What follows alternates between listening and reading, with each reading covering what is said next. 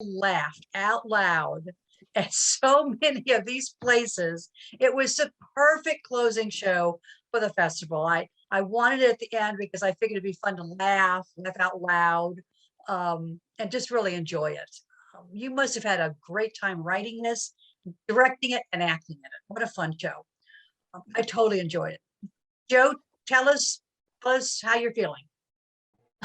Oh, well, this has been a wonderful festival. Thank you to you and Deb and you know, for this festival. It was just, you know, wonderful to see all these amazing writers and playwrights, and like I sent an email from this afternoon's play. Like I was killing myself laughing with the little artist. It's French. That was just fabulous. I just, I couldn't get on. I didn't get right down your number fast enough in order to ask her or talk to her, but it was awesome. But and to the team at Oklahoma, it's meeting all these women, these crazy Neechie-itas, it's been fantastic.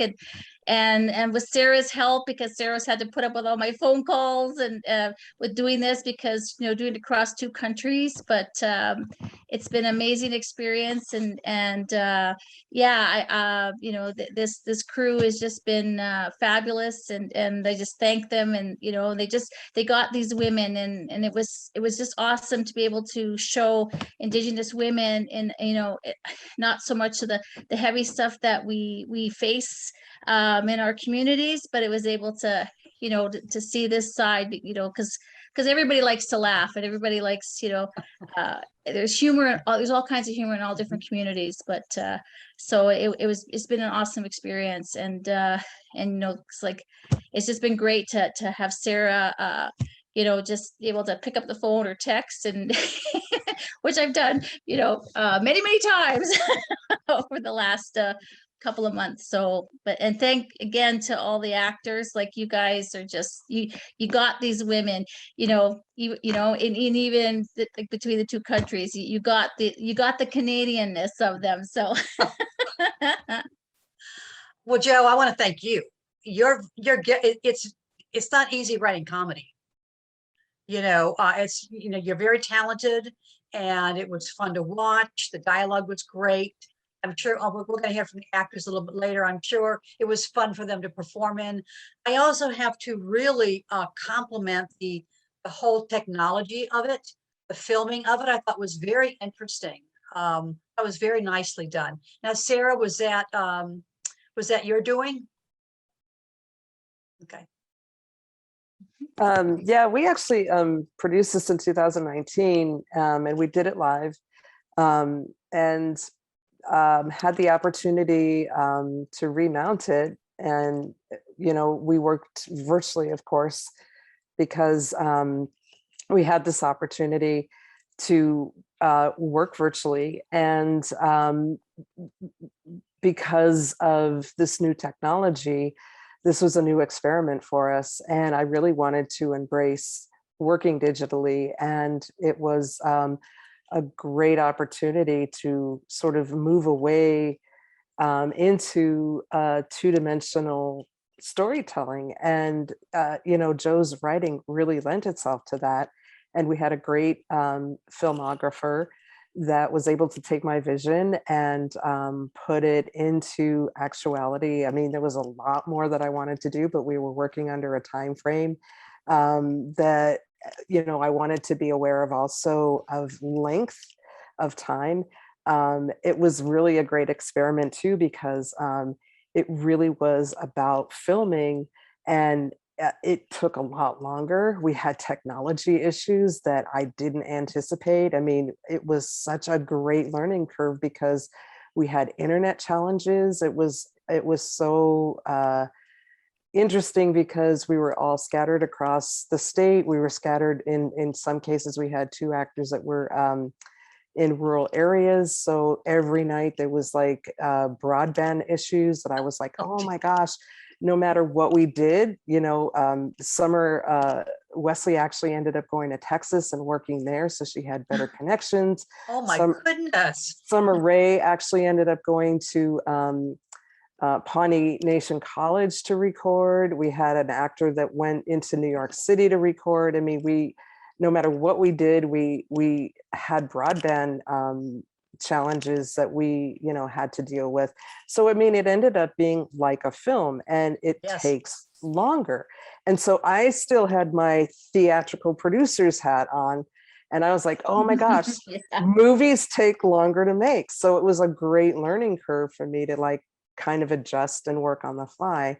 And I was like, we did not schedule enough time for this, but I was like, next time we're definitely going to come at this in a different way. But we managed, and I'm like, y'all, this is going to be what it is, because everybody knows what this is about right now. And this is one of the silver linings of COVID, is we're kind of putting together a kind of hybrid type of performance. And it did give us a lot of silver linings that we didn't get to do before. And so that was really exciting. And definitely it was great to laugh after being on pause from COVID, so that we never had a rehearsal where we were not falling out laughing. And that was I'm great sure. medicine for I us. bet you guys had a blast. We had a blast. We had a blast. So Well, I appreciate you hanging in there with all the technology challenges and the hybrid and the this and that. I mean, if one community can be inventive and creative, it's the theater community, the storytelling community. We just kind of get it done one way or the other. I particularly loved that image of whoever had their nose in the refrigerator. I don't know who was that. Was that Linda character? I'm not sure who it was. And I thought, how did they do that? I took my cell phone. We went to Maya's house. It was so rigged, y'all. It was so rigged. I took my cell phone. We taped it to her food in the refrigerator. We were like, okay, nobody move in the house because the cell phone's going to fall out. I turned it on, and it came out great. That was very creative, very creative. Well, let's talk to the actors. Who wants to start first? Tell me about the experience and whatever you want to tell us about. Summer, you want to start? Which Summer? Maggie. Okay. The experience was really great. I had actually never performed for stage before. I've always done camera work or print work. So it took a little arm twisting to get by Sarah to get me to agree to do this. And she begged me, she's like, please just read the script. And then I read the script and I realized why she wanted me as Maggie, because I basically am Maggie in real life. My personality. And it was just a lot of fun from the first time I read through it. I thought Jo's work was amazing. It was really funny, and I liked the pacing of it. So tech issues aside, it was. We lost you for a second. Lost you just for a second. Maybe we'll come back. Let's hear from Carm then. Summer Ray Morgan. Carm, tell us your thoughts. Hi. Good evening. Can you hear me? Yes. Oh, Maggie came back, but go ahead, Carm. Okay. First of all, hi. And thank you for having us. This production is very dear to my heart. Jo has written an amazing play, and it's been a privilege to help bring it to life. And I was also in the live production the last time the Oklahoma Indigenous Theater Company performed it. And when they said that we were going to be able to reprise our roles, I was so excited. And as Sarah said, it was extremely difficult, as you can see, with the technical issues with Summer and myself. We ran into a lot of problems, but our director and our cast, and as most Indigenous communities are, we were resilient and we overcame our obstacles and pulled together, and it was fun and we laughed, and it was, even though we were miles apart, we were just together. And as in theater, that is one of the things that a great script brings everyone together. Yeah, absolutely. Definitely hear you on that. I love the sense of community that theater has. Linda, let's hear from you. Maya. Hi, how are Hi. you? Thank you guys for having me and for showing this awesome play. And I too reprised my role from the 2019 play festival. So, and anytime I get to play Linda would be, it's great because I get to go into another part of me that I don't really show very much. And only around family actually, but the goofy part and the fun.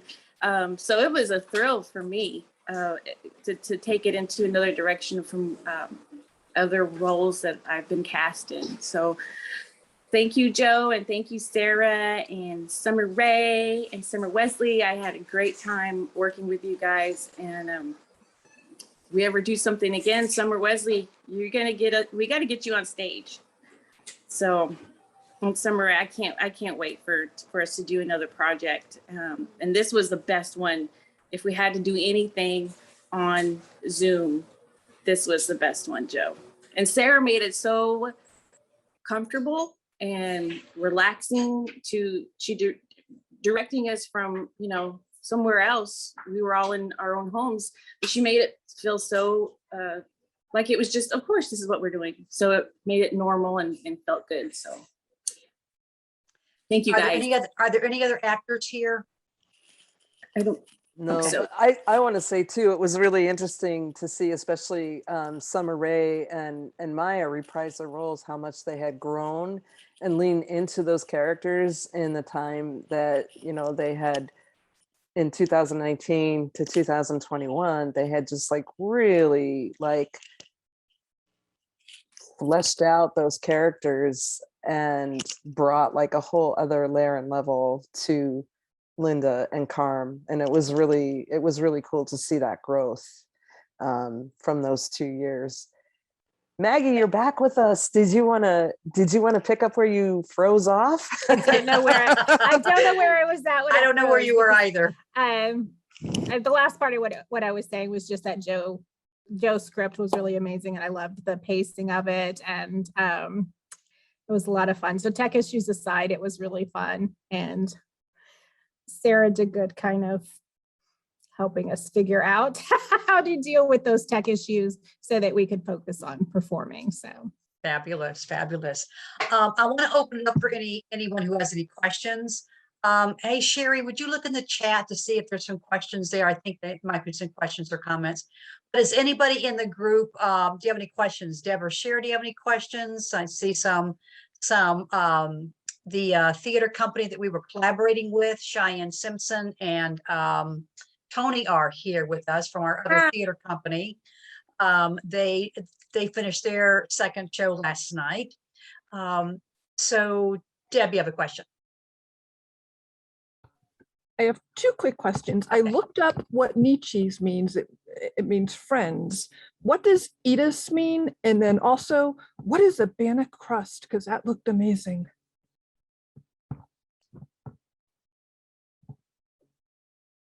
So, yeah. Well, the original Neechie-itas, it was original because these women were going to a salsa mambo club. I just put that little because it's not a real word. Like Neechie is a real word, but the Neechie-itas isn't a real word. It's just I put on the itas is because of the dancing kind of thing. So because I Googled, I was trying to figure out what it was, and Itas came up as a bomb, and I was like, no, I don't think that's what it was. Yeah, Neechie-itas. Yeah, no, it was just something I made up. Okay. Well, bannock is one of the staples. Well, up in this part of Turtle Island,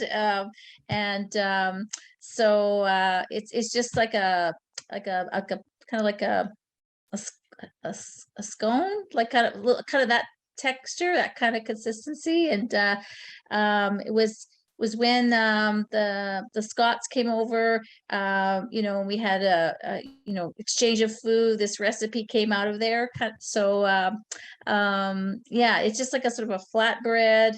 it's very yummy. And Sounds so good. That sounded it's good just, when you were describing it. I was like, oh, yeah, it's yeah, I mean, it's I don't like, I guess down south it's not, maybe not as well known, but it's up here it is. And I mean, there's just different variations of kind of that kind of um I guess bread kind of thing. So yeah, and yeah, we have well, I mean, I think you've heard of fry bread.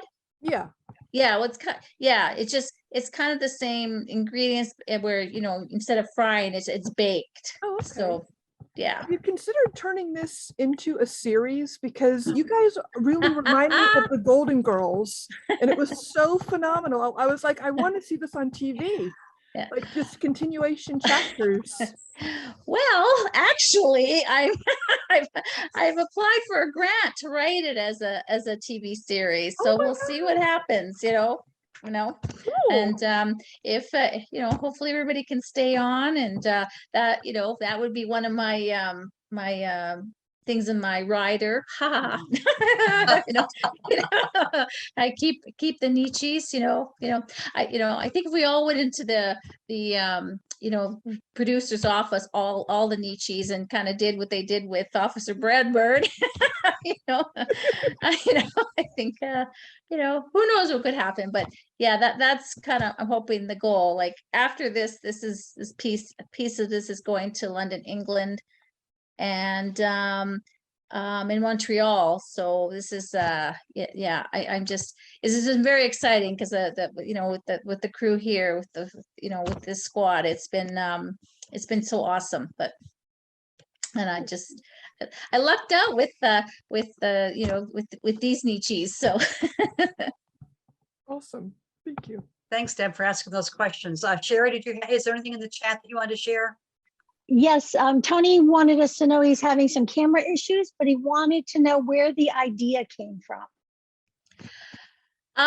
Actually, I you know, when we had the interview with Powerstories, this actually came out of something kind of nasty. And again, like, as Indigenous communities, you know, especially the women, you know, we've had a lot of challenges.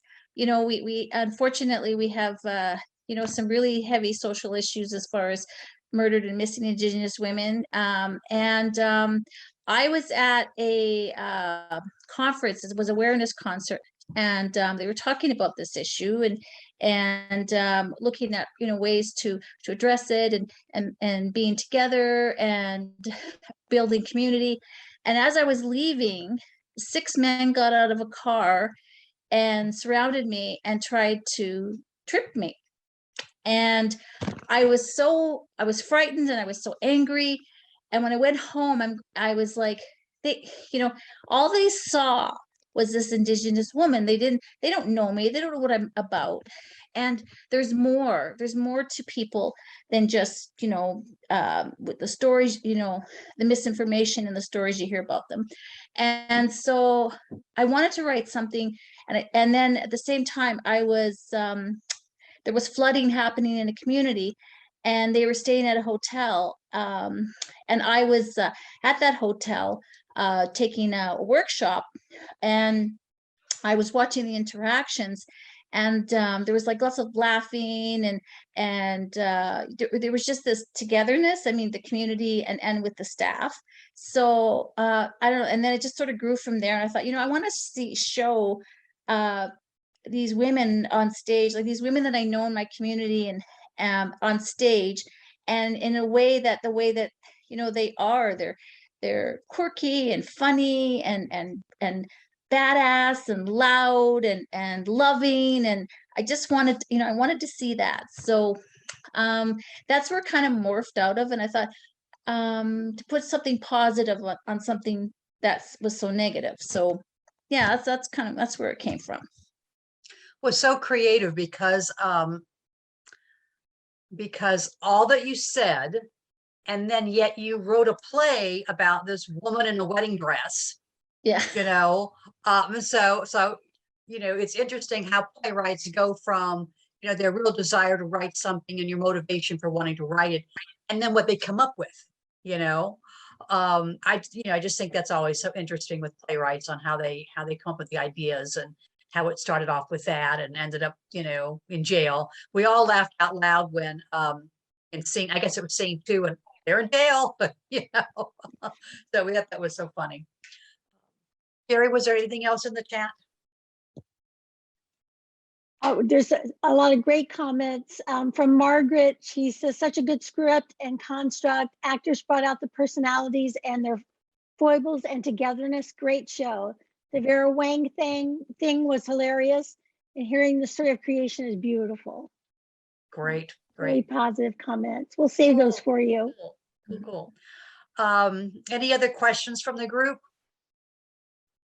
I just want to say kind of along the same lines of what Fran was saying, and the way you showed the togetherness. I thought it was so great using the mixed cultures, the past Victorian, the literature, all the new shows, Outlander and Orange is the New Black, and I love the usual suspects bulletin board you have behind the policeman. I just love taking all of those cultural references and then still telling the story of this friendship that was so tight and together. So I really thought that was really great job working on those all in together.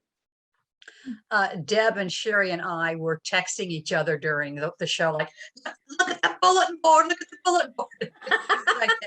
So we were having conversation, via text about everything that we were watching. So it was very important for us at Powerstories to do the best that we could do to represent as many different women voices as we could. We were very passionate here in Tampa, Florida, at our theater, in giving people opportunities to explore, to know their voice, to create a safe place. We have a physical theater, a small, intimate theater, where we do a lot of very interesting shows. Mostly they're true stories. We do published works, and then we spend a lot of time with helping new playwrights or playwrights do their shows again. Just very important to us that we give opportunities to people. And when I read your play, I thought, oh gosh, this just absolutely has to be in there. It was fun, it was funny. And when I read it, and even when I'm watching it, it makes me long for my girlfriends. It makes me want to, Zoom with my girlfriends, and stuff like that. So there's such an importance to everyone to belong. It's one thing that we measure in our work with the young girls that we do. We do a lot of work with young girls in our community, middle school girls primarily. And, funders, they always want to know measurements. So one of the things that we measure by pre and post testing and stuff is how comfortable and how excited are you to belong to this group? Because it's a group that is very positive and they're thinking about leadership a lot. And a lot of the girls come from different communities where they may not have that. So I'm just a real big believer. And if we all can belong to a positive group, that it's just going to make life so much more enjoyable and more meaningful, So I thank you for that. It really brought that out clearly. Thank you. Any other comments? When Yes. we performed this in 2019, I don't know, Maya and Summer, if you all remember this, we actually hosted the Riverside Indian School. And this is a boarding school in Lawton, Oklahoma. And it draws students from, around the country. And a lot of the kids are from pretty rough homes, to be honest. And we had about 30 kids that night, and they laughed. They loved the show.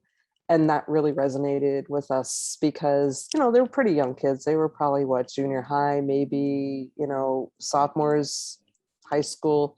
And that really meant a lot to us because they don't get out very often. They came up from Lawton and they love the show. And when you talk about belonging, I think that really meant something to them, and it resonated to, even high school kids. So yeah, And that again is just a testament to Jo's writing.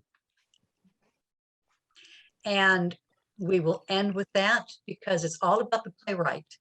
In this festival, it was the Voices of Women Theater Festival, giving playwrights opportunities. So Jo, thank you for closing out our Voices of Women Theater Festival. It has been 10 nights of all very different plays, just differently produced and different topics and different messages. I'm very excited about the fact that we did it. And kudos to you. Bravo. Take a major bow, Jo. Thank you. Thank you. And Thank thanks you to for all the using actors. this. Pardon Thank me? you. So thank you to all the actors, because yeah.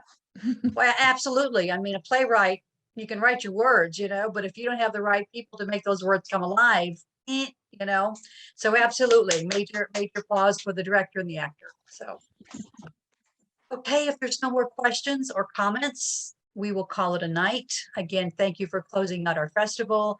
And Jo, keep using your gifts to help the world, because the world needs laughter. World needs healing. And so keep Please working let on it. us know if you go on TV, because we want to be there to be like, we saw her first. Yeah. And if you are producing your show at some other place or whatever, let us know. We're fans. You